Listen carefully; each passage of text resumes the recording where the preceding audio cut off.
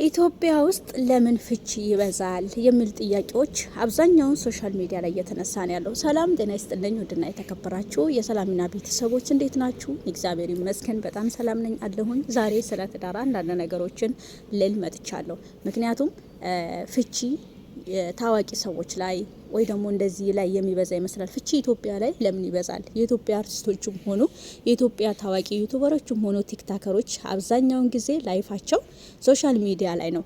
ሲጋቡም ሶሻል ሚዲያ ላይ ነው፣ ሲፋቱም ሶሻል ሚዲያ ላይ ነው፣ ሲጣሉም ሶሻል ሚዲያ ላይ ነው። ይገርማል። ነገር ግን ፍቺ ብቻ አይደለም የበዛው፣ ፍቅርም የበዛበት ቤተሰብ በጣም ብዙዎች አሉ። ቤተሰቦቻችን ስለኛ ስለ ልጆቻቸው ብለው ችግራቸውን ተቋቁመው አይ እኔ ትዳሬን ከፈታሁ ልጆቼ ይሰቃያሉ የሚል ሀሳቤ በውስጧ አንግባ የምትኖር መከራንም ችግርንም ይዛ የምትኖር እናቶች እንዳሉ ሁሉ መርሳት የለብንም። ምክንያቱም ፍቺ የበዛበትን ስናወራ ፍቺ ደግሞ ሳይፋቱ ደግሞ መከራና ችግርን ይዘው የሚኖሩ ብዙ ጀግኖች እናቶች አሉ። ስንት እናት ቤት ይፍረደው እስኪ ስንት እናቶች አሉ በዚህ በፍቺ አልፋታም ብላ ለልጇ ስትል ስቃይ ልጄ ማየት የለባትም ብላ ስንት እናት አለች ህይወቷን ያጣችው በትዳር በኩል። ታዲያ መፋታቱ ይሻላል ወይስ ልጆቼ ከሚጎዱ እኔ ህይወቴ ይጥፋ በትዳሬ ላይ እያለሁ የምትል እናት ይሻላል?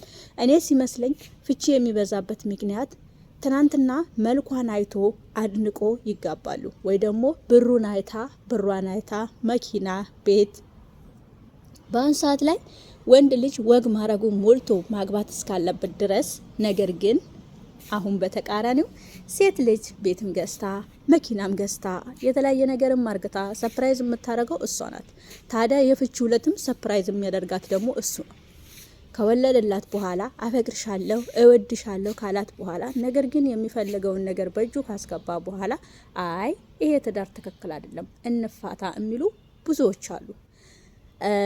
አንዳንድ ጊዜ ላይፋችንን ወይ ደግሞ ሶሻል ሚዲያ ላይ የሚወጡትን ነገሮችና ሶሻል ሚዲያ ላይ የሚወጡ ነገሮችን ጠንቀን ብናቅ ጥሩ ነው ብዬ አስባለሁ። ግን ደግሞ ህይወት ወደ ትዳር ስንገባ አስበንበት ገምተንበት እግዚአብሔር የፈቀደልንን ነው። ጋብቻ ማለት ክብር ነው። እውነት ለመናገር እግዚአብሔርን ጋብቻ ክብር ነው ለሚያውቀው ሰው ማለት ነው።